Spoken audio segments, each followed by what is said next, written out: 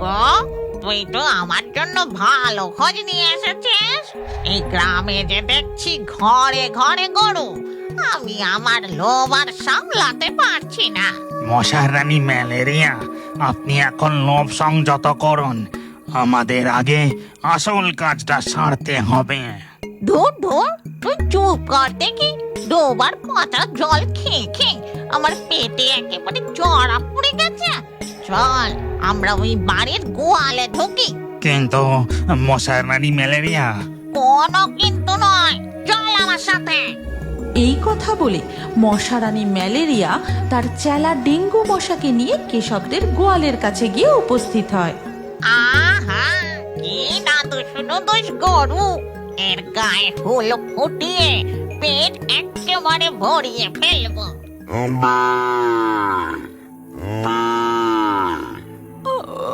আমাদের কপিলা গরুর আবার কি হলো? এত রাতে এমন ডাকাডাকি শুরু করলো। ও কিছু না, মনে হয় ওর আবার খিদে পেয়েছে। আমি কাল সকালে উঠে ওকে পেট ভরে খেতে দেব। তুমি এখন ঘুমাও তো।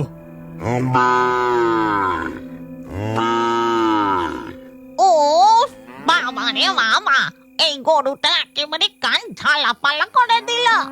রানী ম্যালেরিয়া, ও আমাদের দেখে মনে হয় ভয় পেয়ে এমন ডাকা ডাকি জুড়েছে। আমাদের ছোট মশা হয়ে ওর পিঠে বসতে হবে।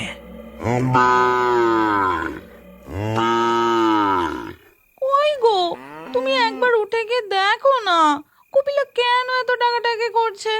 ওর খিদে পেলে একটু খেতে দিয়ে এসো। হ্যাঁ হ্যাঁ, যাচ্ছি যাচ্ছি।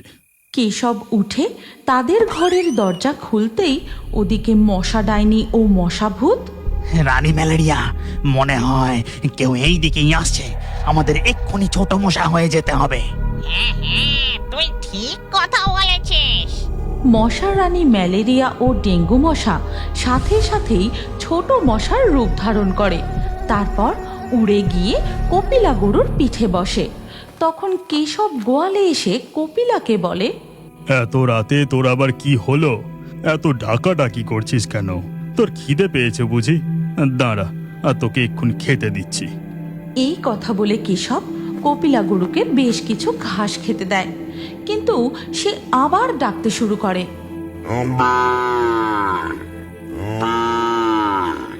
আজ তোর কি হলো বল দেখি কপিলা?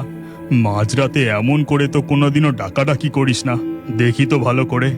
কেশব ভালো করে দেখতেই লক্ষ্য করে কপিলা গরুর গায়ে দুটো মশা বসে তাকে কামড়াচ্ছে। ও, এবার বুঝতে পেরেছি। হতচ্ছাড়া মশাগুলো তোকে জ্বালাতন করছে। দাঁড়া, দেখাচ্ছি মজা। এই কথা বলে কেশব তার গামছা নিয়ে কপিলার গায়ে এক ঝাপট মারে, আর সাথে সাথেই দুই মশা উড়ে সেখান থেকে পালিয়ে যায়।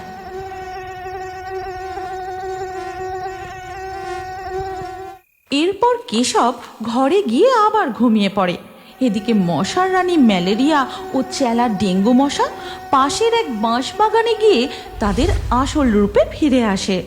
ওরে বাবা রে, গামছার বাড়ি ঝাপট মেরে আমার অবস্থা একেবারে খারাপ করে দিল। দাঁড়া, এবার দেখাচ্ছি মজা। এই বলে মশার রানী ম্যালেরিয়া গোটা গ্রামে জমে থাকা জলে জাদু করে মশাতে ভরিয়ে দেয়। এরপর ধীরে ধীরে সকাল হয়ে যায়। কেশবপুরে মশার উৎপাত বাড়তে শুরু করে। হাটে বাজারে, চায়ের দোকানে, ঘর বাড়িতে চারিদিকে মশা ভন ভন করতে থাকে।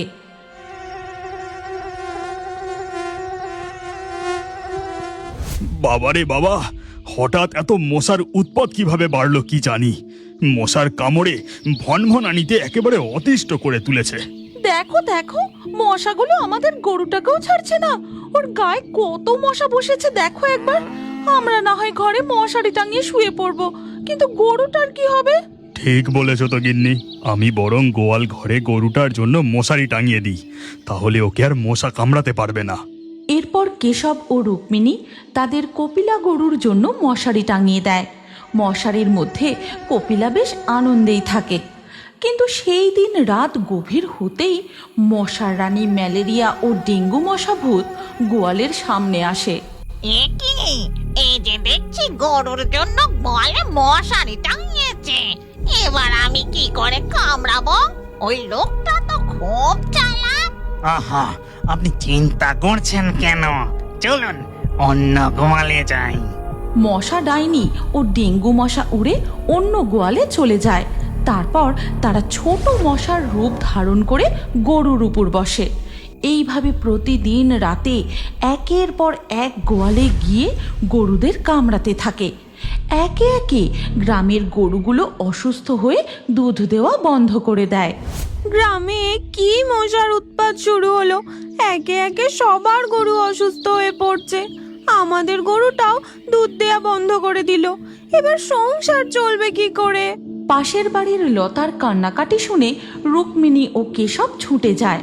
মন খারাপ করো না লতা, তুমিও বরং আমাদের মতো গোয়াল ঘরে মশারি টাঙিয়ে দাও, তাহলে দেখবে আর একটাও মশা কামড়াবে না। শুধু মশারি টাঙালেই হবে না গিন্নি, আমাদের আরো সচেতন হওয়া উচিত। বাড়ির আশেপাশে জমা জল ঢাকা দিয়ে রাখতে হবে, নর্দমা সবসময় পরিষ্কার রাখতে হবে। পুকুর ঘাট ডোবার জল নোংরা করলে চলবে না, তাহলে এই মশারা আর বাড়তে পারবে না। বন্ধুরা, তোমরা যদি ডাইনি মশা ও মশা ভূতের পরবর্তী গল্প দেখতে চাও, তাহলে এক্ষুনি ফেয়ারি টোনস চ্যানেলটি সাবস্ক্রাইব করে কমেন্টে নেক্সট পার্ট অবশ্যই লিখো। এই গল্পের পরবর্তী পর্ব যদি তোমরা দেখতে চাও, তাহলে কমেন্টে নেক্সট পার্ট অবশ্যই লেখো। আর আমাদের ফেয়ারি টোনস বাংলা ফেসবুক পেজটি এক্ষুনি ফলো করে নাও। এই গল্পটি ভালো লাগলে লাইক দিয়ে শেয়ার করে দাও।